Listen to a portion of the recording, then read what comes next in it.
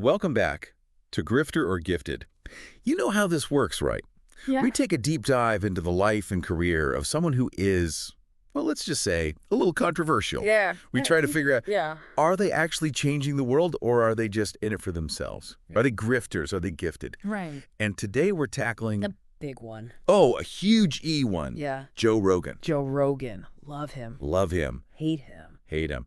He is Everywhere. everywhere. You know him as a comedian, UFC commentator, and of course the host of the insanely popular Joe Rogan Experience podcast, which, by the way, landed him a reported $250 million deal with Spotify. That's a lot of money. It's $250 million. It is. So today, we're going to be trying to figure out what makes this guy tick. Is he a visionary or is he a con artist? Right. And I think what makes this deep dive so interesting is that, Rogan has a massive following. He does. But his appeal goes beyond just the numbers. He's very carefully cultivated this image of the everyman intellectual. Right. He's not afraid to ask tough questions, challenge conventional wisdom and have conversations with Literally. Anybody. Literally. And From scientists and athletes to, let's just say more controversial figures. Yeah, to more fringe folks. Yeah, so that's part of what makes him so interesting, but it's also landed him in hot water more than a few times, right? Oh, yeah. Yeah. Yeah, and that's where that question, grifter or gifted, gets really tricky. It does. Is he genuinely curious about different perspectives, or is he just using this as a way to, build his brand? Right, yeah. So let's kind of unpack his career a little bit to start. Yeah. So he started out as a stand-up comedian, right? Then he hosted Fear Factor. Then he became a UFC commentator. Yeah. And then eventually, launched his podcast back in 2009. It's quite a diverse resume. It is. Yeah, it's interesting. So what do you make of this, diverse background? I mean, is this just a guy who is good at a lot of things, or is there something else going on? I think it speaks to his adaptability. Okay. And his ability to connect with different audiences. Mhm. He's clearly not afraid to try new things. No. And it seems like he has a real knack for kind of succeeding Yeah. in whatever he pursues. Yeah, and so I think that actually leads into what makes his podcast so appealing, too. Yeah. Well, it's the format, Yeah. right? It's long form, it's conversational, it's totally unscripted. Mm-hmm.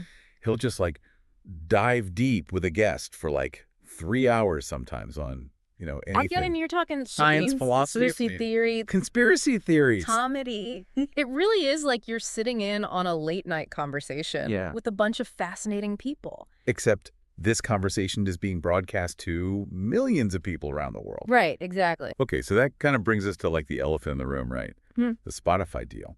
So back in 2020, they signed this $100 million deal to make the Joe Rogan Experience a Spotify exclusive. Which at the time was Huge. a huge deal. So what do you think Spotify saw in Rogan? Why were they willing to shell out that kind of money? I think they saw him as the key to dominating the audio space. Okay. They wanted to be, the Netflix of audio. The Netflix of audio. The go-to platform, not just for music, but for everything audio. Right. And Rogan, with his massive loyal audience and his ability to generate buzz, he was the perfect fit. It was a huge gamble for sure. It was. But it seems like it paid off, at least initially. Yeah. I mean, the Joe Rogan Experience became even more popular after the Spotify deal. For sure. And it definitely helped raise Spotify's profile in the podcasting world. Oh, yeah. I mean, they kind of instantly became the major player. But I think it also put a lot of pressure on Spotify because now suddenly they're responsible for the content of this hugely popular, but also hugely controversial podcast. Right. They went from being a music streaming platform to a media company almost overnight. And that's where I think the cracks started to show. Okay, so what are you thinking? Well, I'm thinking about the whole COVID-19 misinformation controversy back in 2022. Oh, yeah. I mean, remember, artists were boycotting Spotify, demanding that Rogan be removed. Yeah. It was a PR nightmare for Spotify. It was. And they ended up releasing their content guidelines for the first time ever. Which to me suggested they weren't prepared. They had no idea. For that level of scrutiny. No, they didn't. Yeah. They were just oh, we got Joe Rogan. This is great. Yeah. And then just when everybody thought the dust had settled, they doubled down and re-up with Rogan for another $250 million in 2024. I know. It seemed like they were fully committed. They were all in. No matter the cost. Yeah. So what do you make of that? I mean, it was a bold move. It was. And it really solidified Rogan's position as, I mean, A media a giant. major player in the media landscape. Yeah, But then just a few months later, they make his show non-exclusive. Yeah. So it's available on like Apple, Amazon, YouTube. I know, what's that all about?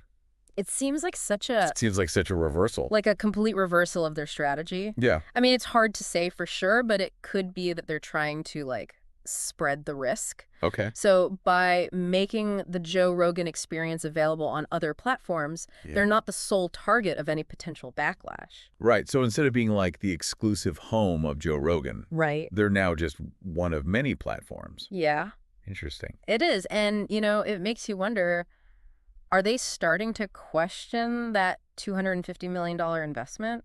Especially considering that Spotify's stock performance since the initial Rogan deal Yeah. has been Yeah, it's been not great. It's been a roller coaster with dips and spikes that are hard to directly attribute to the Rogan deal. Right. So it's hard to say, did it actually work for them?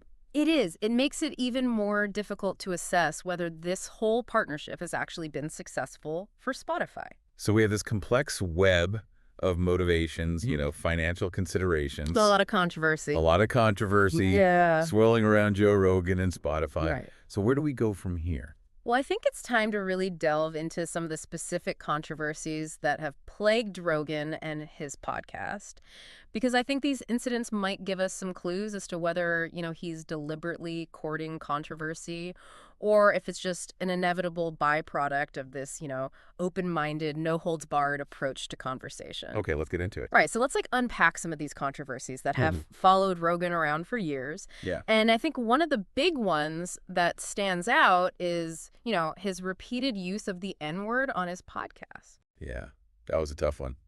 A compilation video surfaced online showing Rogan using the word multiple times across different episodes, and it caused a huge uproar. Oh, yeah. People were calling him racist, calling for Spotify to drop him from the platform. Yeah, and it really brought up that question Yeah. of accountability. Right. Is an apology enough Is it enough? in situations like this? And Rogan did apologize. Right. But it sparked this much larger conversation about context, intent, and, can we separate an artist's work from their personal views? Right. It's a really tricky situation. It is. And it's not the only time that Rogan has been accused of, promoting harmful viewpoints. Right. There was also the controversy surrounding his comments about transgender MMA fighter Fallon Fox. Oh, right. Yeah, where He expressed some concerns about her participating in women's MMA. arguing that she had an unfair physical advantage Right. because she's transgender. And a lot of people saw that as transphobia, Yeah, which of course led to discussions about, the inclusion of transgender athletes in sports. right. It really tapped into this much larger debate Yeah. about gender identity, fairness, and how do we navigate this world where traditional notions of gender are being challenged? Yeah, and this is another example of how Rogan's platform amplifies these conversations. Yeah. Whether he intends to or not. Right. Like it's a platform that brings these conversations to the forefront, Well, whether he's Actively trying to or not. trying to stoke that fire. Yeah, it also makes me think about the responsibility of these platforms. Right. Like Spotify. Yeah. In moderating content, preventing the spread of harmful ideas. It's a tough question. Where do you draw the line Yeah. between free speech Right. and protecting vulnerable communities? Right, because on the one hand, Mhm. you want to allow for the free exchange of ideas.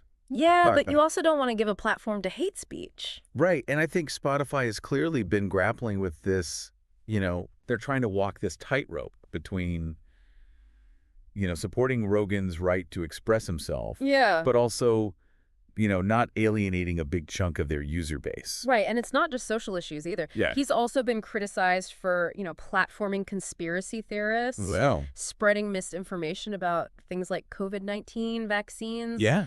even the moon landing. I mean, remember when he had those doctors on Oh, yeah. who were skeptical of the COVID vaccines? Yeah, a lot of medical professionals were not happy about that. No, they were not, because they felt like he Yeah. was spreading dangerous misinformation. Right. It really highlighted the potential for harm Mm, that comes with having such a large and influential platform. right. People trust him. They do. And so when he presents these fringe views, Yeah.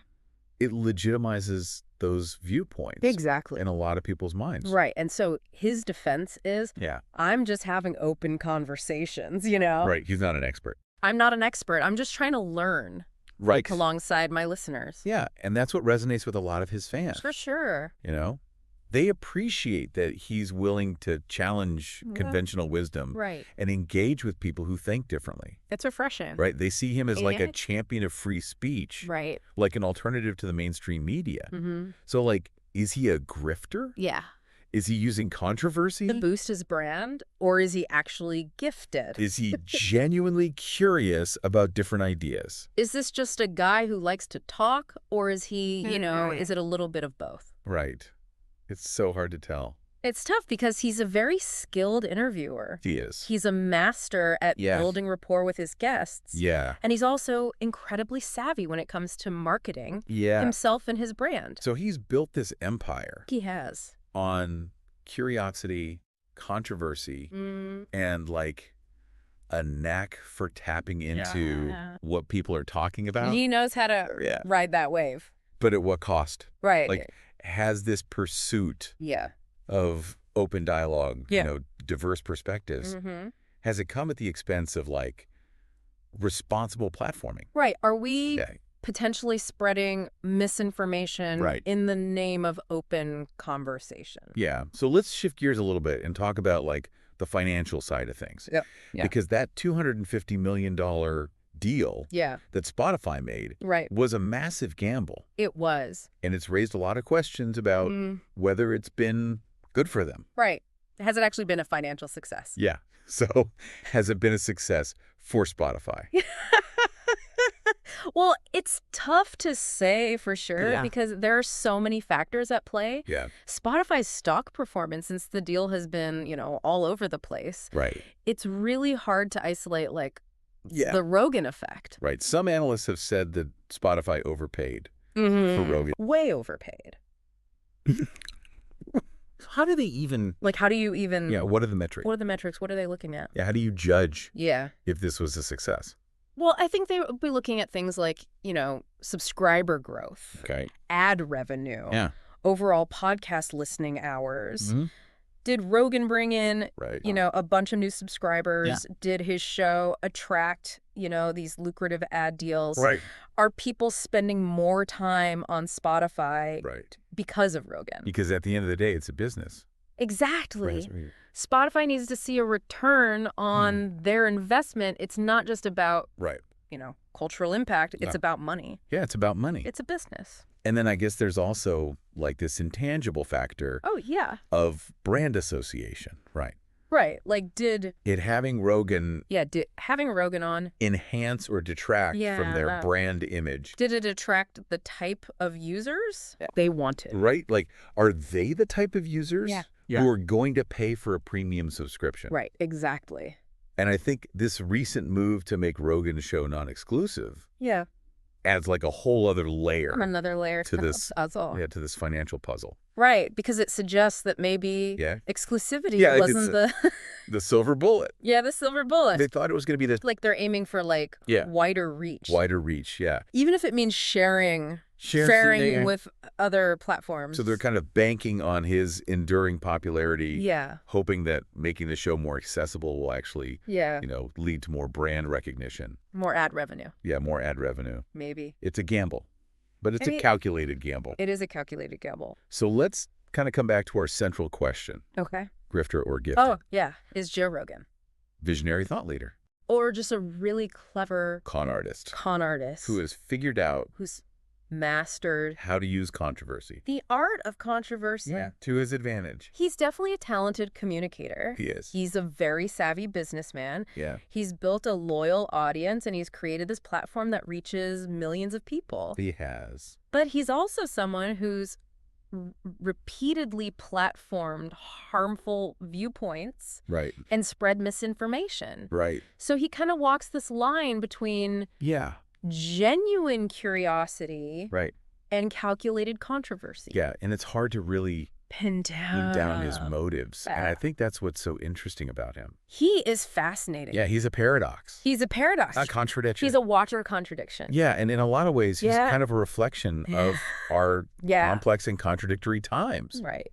So what does this all mean for us? Yeah. For the listeners? Yeah, for the consumers of media in this age. Of influencer. Sort of influencers. Yeah, I think we need to be Yeah. critical thinkers. Critical thinkers. We need to question And assumptions. our assumptions, Yeah. seek out different perspectives, Right. and be wary of anyone Yeah. who claims to have all the answers. Because nobody does. No one does. Right. And especially in a world where, Yeah. charisma Yeah. and controversy Can be monetized. can be easily malleable. So easily. Love him or Yeah. hate him. Yeah. Joe Rogan is He is a force. a force to be reckoned with. He's a case study in the power And the peril. and the peril Of modern media. of modern media. He's a reminder that influence can be both Yeah. a gift A gift. and a burden. And a burden. So as you continue to listen to the Joe Rogan Experience Yeah. or any other podcast out there, Or anything. keep those brains buzzing. Yeah. Question everything. Factors everywhere. Consider different viewpoints. Yeah. And most importantly, That's most important. form your own conclusions. Right. That's what makes for a deep dive. That is what makes this whole journey of, figuring out who's a grifter Yeah. and who's gifted so fascinating. Go back. Until next time, stay curious. Stay curious.